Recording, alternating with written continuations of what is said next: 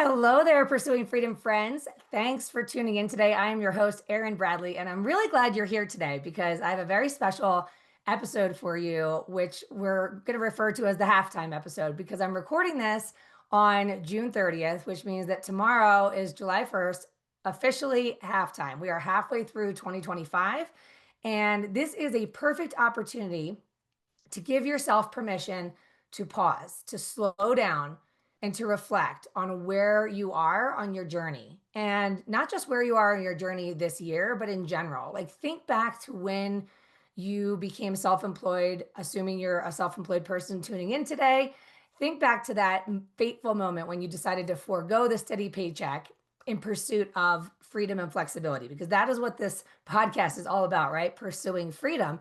And I think most of us become self-employed because we think that there's some vision of freedom and flexibility. But then, at least in my experience, as I rode that roller coaster of feast or famine, I didn't feel free when I was struggling financially and having my credit card declined. And I didn't feel free when I was making more money than I had ever imagined, but working 24/7, tethered to my phone, stressed out all the time, feeling overwhelmed, never feeling present. So, like, where does the freedom lie? Well, the freedom lies within us. And so you may have heard me allude to a coaching community that I have. It's called The Collective, and it's a national network of real estate agents and mortgage lenders who connect with me live a couple times a week for live group coaching and support, Q&A, accountability. And we have been seeing such extraordinary results inside this community that it's it's almost confusing given the state of the market in 2025. But I was messaging with one of my members last week, and she said she had a real estate agent had 7 closings in June, one of her best months ever. And I just got an email from another member who said that she's missed some of our group calls because she's so busy, which is a good problem to have. And then another one I checked in on said that she had 7 under contract, 3 listing appointments today, a really fun listing coming live next week, and it just keeps coming. And she said it's been crazy, it just keeps coming. And one of the members said that it's raining loans. And I was like, okay, what is happening here? Why is it that it feels like inside the collective we have this bubble of abundance, when if you get in conversation with so many people in the industry right now, there's a lot of stress, there's a lot of fear, there's a lot of people struggling. And so the question becomes, how do we access this? How do we access abundance? And what is the difference between those who are thriving right now and those who are surviving? And it's interesting because, as I alluded to earlier, when you think about that roller coaster of feast or famine, if you've ever had, your best month ever, your best year ever, but you found yourself sort of drowning in it, just trying to survive it, then that feels like survival just as much as when the business slows down and we panic and we feel like we're, all the uncertainty of what's to come.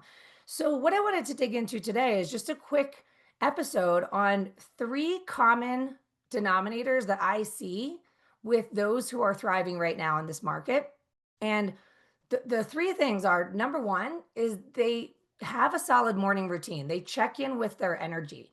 So, let's talk about this for a moment, because a lot of us can admit to being guilty that when we wake up in the morning, especially if our phone is our alarm clock, then before our feet hit the ground, we're in the alerts. We're checking the text messages. We're in the rabbit hole of social media. We're responding to emails before our feet have even hit the ground. And if that's something you can say you've been guilty of once or twice in your life, or maybe every day, and then ask yourself, how do you fall asleep at night? Do you fall asleep scrolling, or do you fall asleep with a good evening routine? Because here's the thing: energy is everything, and how we manage it affects how we show up, and how we show up affects what we attract. Okay. So let's think about this morning routine. Let's say the first thing you do when you wake up in the morning is you think outdated thoughts. You have old fears that have been instilled in you from a former part of your life that ruminate, right? It's like the same thoughts and fears on repeat. So within 5 seconds of waking up, you're thinking that same worry, that same fear, and you start instantly thinking, what do I have to do today?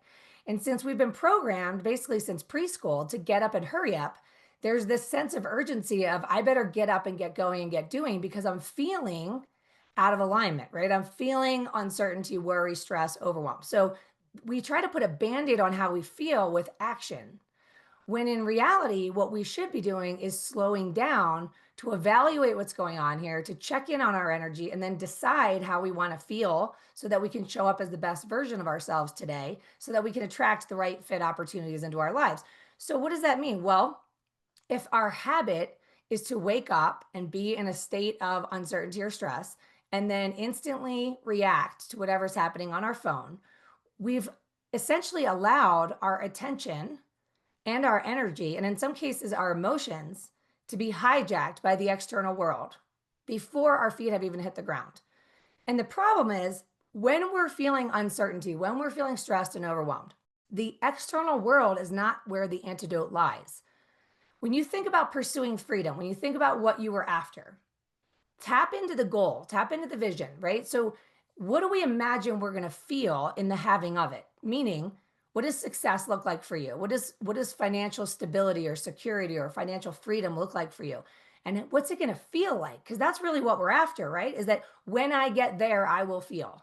When business picks up, I will feel what? More at peace, more at ease, more present, more connected, right? And then sometimes business picks up and it's more than we can handle. And we tell ourselves, when business slows down, I will feel more at peace, more at ease, more present, more connected, right?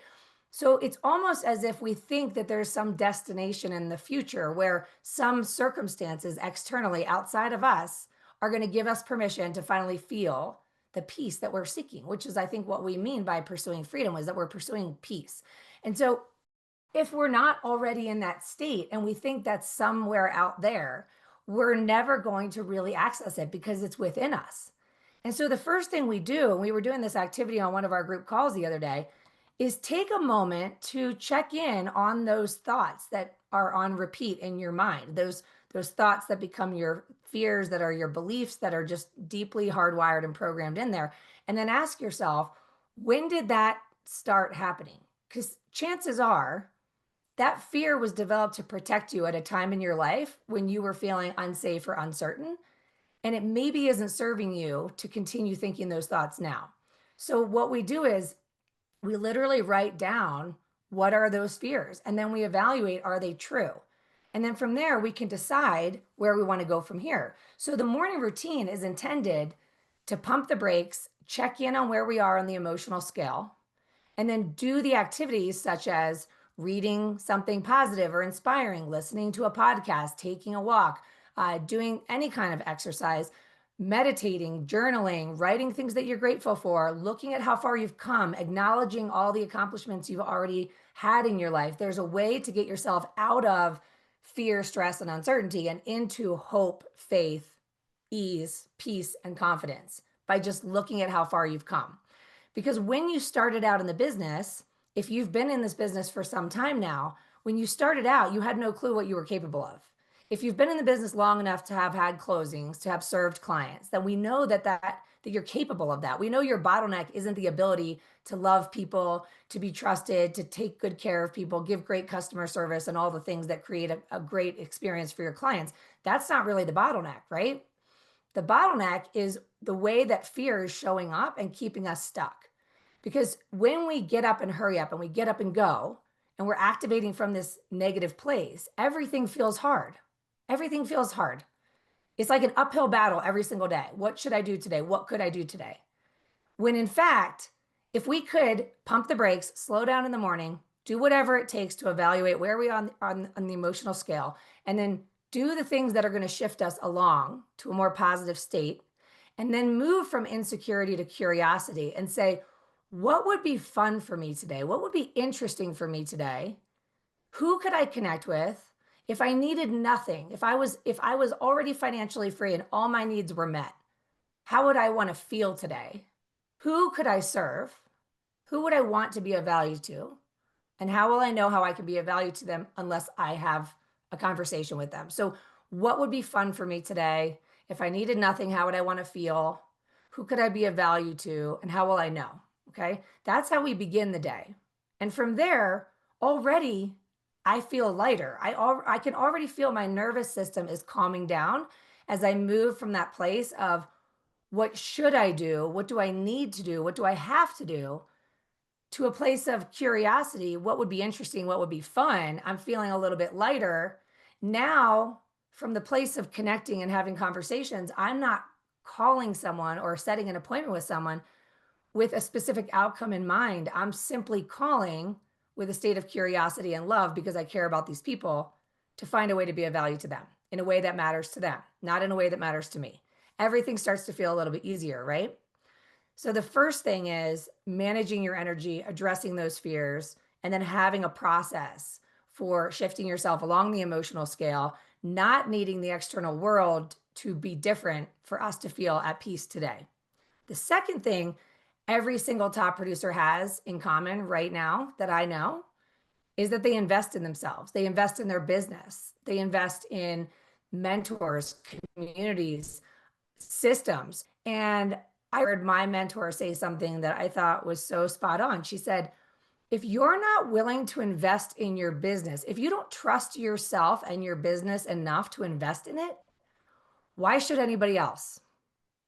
And I thought that was really interesting to think about that. Like, if I'm not willing to put the right systems and support in place in my business to ensure that I'm operating at the highest level to give the best level of service possible, which is simply not possible if I'm doing it all myself, it's basically because of fear, right? We're afraid to invest in ourselves because we worry about what's happening in the market. We worry about what's happening in our business. We wonder if we're going to be able to afford it. On and on it goes. It's all the fears. So then why would we expect anybody else to invest in us if we're not trusting ourselves enough to invest in ourselves? Okay. So the third thing they have in common is they don't go it alone. And this comes back to mastermind groups, accountability groups, memberships, coaches, masterminds, all the things. When we have fear, I heard this analogy recently that it's like when you look at the sky, you know the sun rises, it's constant. The sun rises every single day. On a cloudy day, you can't necessarily see the sun. You can't even see the sky, but that doesn't mean it's not there. So when you hang around people that are also in fear, which is every human being has some level of fear and uncertainty, right? All the time. But if that's what you're focused on and that's what the people you're with are focused on, then you're hanging around people that can't see the sky on the other side. But when you hang around people that have an abundance mindset, that do the work to put themselves into a state of abundance, into a state of peace before the circumstances have unfolded before them, all of a sudden it's like you're hanging around someone else who can see the light and you're looking at the clouds, they see the light, and all of a sudden they can help you believe in what is currently unseen for you. And this is exactly why I've never been without a coach, not since 2008. I've never been without a coach, a community, mastermind, I mean, all the things, because I know that there are people that are ahead of me in the game. And that if I hang around them, I'm going to be able to borrow the light or the belief or the confidence that they see in me. And I can borrow the confidence that I see in them as well. So if I'm not feeling super certain or sure, but I hang around somebody else who's really excited, thriving, having great success, taking chances and seeing that the chances they take don't actually ruin them, and that in the end, the biggest risks often end up being our smartest decision. What happens is it's contagious. The energy is contagious. And it works both ways, right? So if we're consuming or we're hanging around people that are complaining, worried, in fear, and that's the common denominator, then that's what I'm going to pick up. The problem is, it's like I'm tuning my radio station to the frequency of fear. Like I can pick the station I tune to, right? And the thing is, since every human being has picked up fear along their journey during times in their younger lives when they were feeling unsafe or uncertain, then when I'm tuning to the frequency of someone else, if I'm needing their approval or if I'm comparing myself to somebody else, I don't know what their infrastructure is. I don't know what their frequency is and whether or not I really want to tune to that. But when I hang around people that are in a state of hope, positivity, supportive, confident, expecting good things, all of a sudden I'm tuning to a different station and I can feel completely different. And the way I feel impacts the way I show up, which impacts what I attract into my life. So I just want to give you an opportunity. It's the halfway mark. Okay. We are halfway through 2025.